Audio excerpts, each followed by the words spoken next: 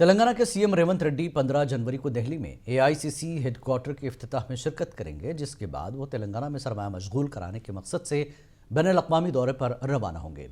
वज़ीर आला रेवंत रेड्डी ने इस एतमाद का इजहार किया कि रियासती हुकूमत की तरफ से लागू की जा रही सनती पॉलिसी सबको अपनी तरफ मुतवज्जह करेगी।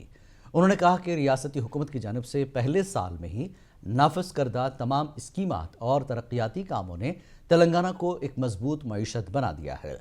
चीफ मिनिस्टर ने ओहदेदारों को हिदायत दी कि वो हैदराबाद के मुस्बत पहलुओं को आलमी सतह पर उजागर कराने के लिए तैयार रहें, क्योंकि शहर हैदराबाद एक फ्यूचर सिटी के तौर पर उभर रहा है।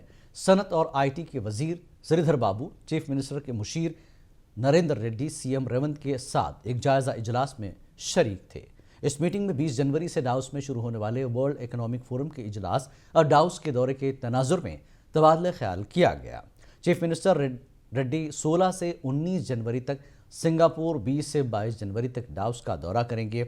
वज़ीर आला के साथ वजीर श्रीधर बाबू, महकमे सनत के आला अफसरान भी दौरे पर होंगे।